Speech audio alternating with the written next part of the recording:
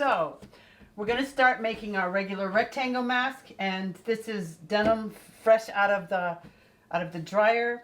I'm not even pressing it to save time because all of these masks are going to be laundered when they go to the facilities that we send them to anyway. So I made a little cut here. I'm going to tear away. Whoops. Maybe we'll make it a little further down.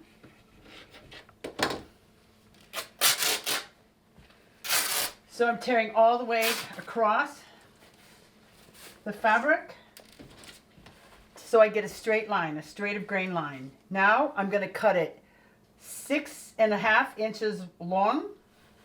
I know for some of you I've changed this from 6.25 to 6.5, but it seems that that fits a little better. So we're counting from 10 to 16.5, and I'm making another cut, and I'm going to tear it there.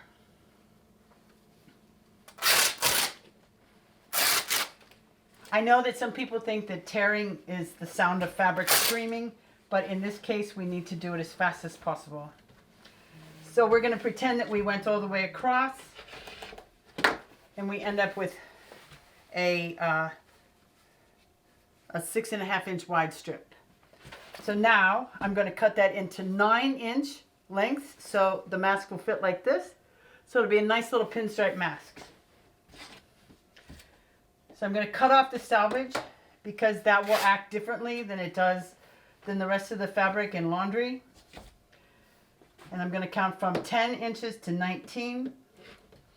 I'm going to see if this tears this way, which it does. This one we're lucky. So we can tear both ways. Sometimes you're going to have to cut this.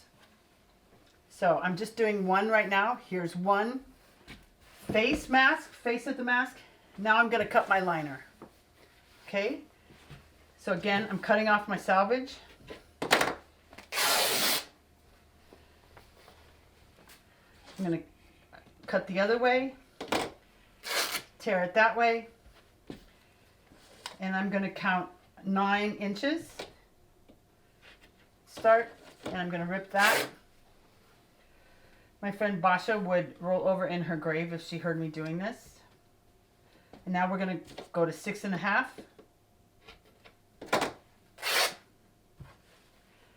So now, in the midst of all this mess, we have a face. We're going to put these right sides together just like this. So we have kind of a sandwich inside out. Now we're going to go upstairs and we're going to show you how to sew these, and we're going to show you how to sew them in a railroad fashion. We're also going to cut, these are our N95 mask covers that I've worked with a hospital in Georgia to develop, and I made this pattern that will be available as a PDF. I'm going to share it on Facebook on my page and also on the One Orange Center page.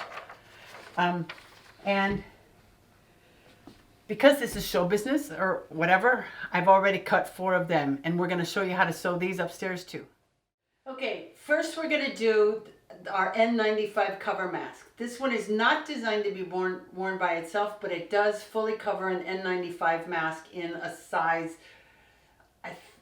large. I'm pretty sure it covers all sizes. So we have 4 pieces that we cut out from the pattern that you've seen before, and we're going to sew them at a 1/4 inch seam allowance, and that's just about the width of a foot, not quite. You can use your own judgment about measuring a 1/4 inch. I've sewn for 40 or 50 some years, so I can kind of see a 1/4 inch. And I'm sewing these curved seams that'll be the front of the mask.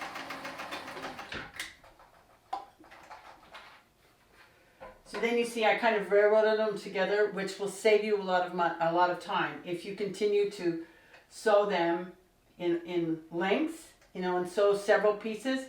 I like to work in groups of 24 so that you have 24 pieces when you're done. So now we're trimming our extra threads here, which will save you time in the end. We're going to open up both pieces. So you see we have this kind of mask shape. I'm really not pinning very much, but you know, feel free to pin as much as you want. I kind of thumb guide my seams together at the top, and we're going to sew around the top edge first. Starting at one end. I'm sewing on kind of a tight, I guess I'm on a 2.5 or 3 on a Bernina, which is probably about 8 stitches per inch, or about 12 to 15. We're going to sew around here. We're going to back stitch at the corners. We're going to turn and go this way.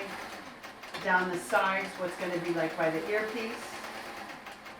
We're going to back stitch again at the end. We're going to turn this way and do part of the bottom. We're going to leave open about 3 inches at the bottom so you can turn it inside out.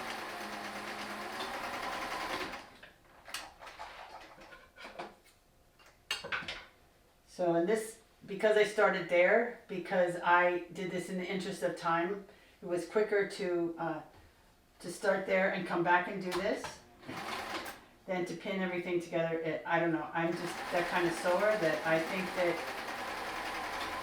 you're almost better off in this kind of situation when we're sewing quickly to save people's lives and give medical personnel what they need. It's important to do things as quick as possible. So were this ordinary times, I would really, you know, trim off these corners and turn it, but I'm not really going to do that today. So now we're turning these.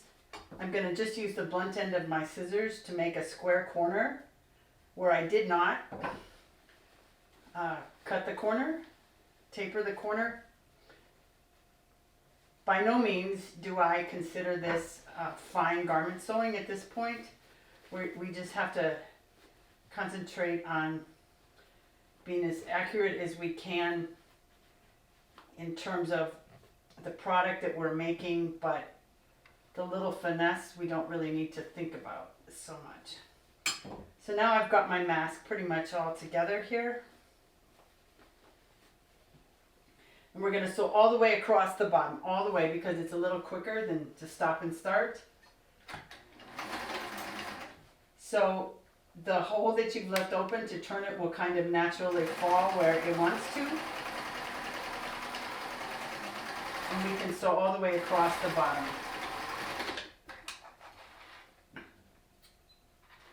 So see, now we have a mask this far.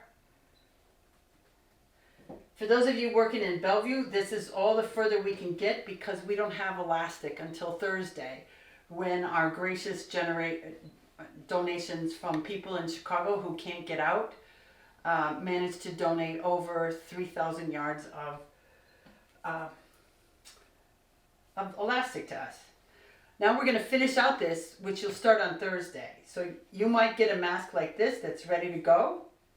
We're going to take our elastic and we're going to fold it back just like a 1/4 inch here at the corner. We're going to put it under here, and please feel free to pin if you need to. We're going to sew 2 parallel rows of stitching to hold these ties in place. One at the very edge and one kind of about a 1/4 inch in. And that will be tight enough to keep that elastic on for the time being. Okay, so now we're going to take the other end of this ribbon, or this elastic. We're going to fold it the same 1/4 inch at the bottom. So we'll start like this, with that in place. We'll put it under the machine. We'll sew close to the edge of the ribbon, edge of the elastic.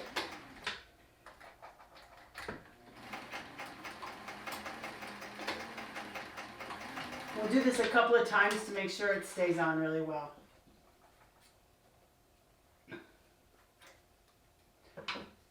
So, here we go. Now we're going to repeat the same thing on the other side.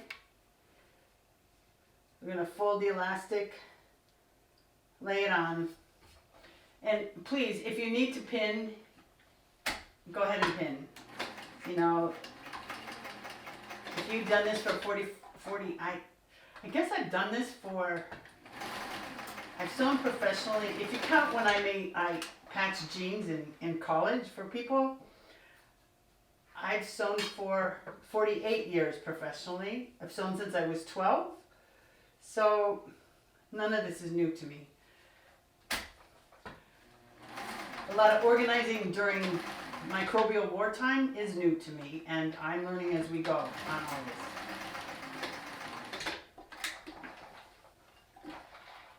Okay, so I'll cut my threads. And we have a completed mask. Threads.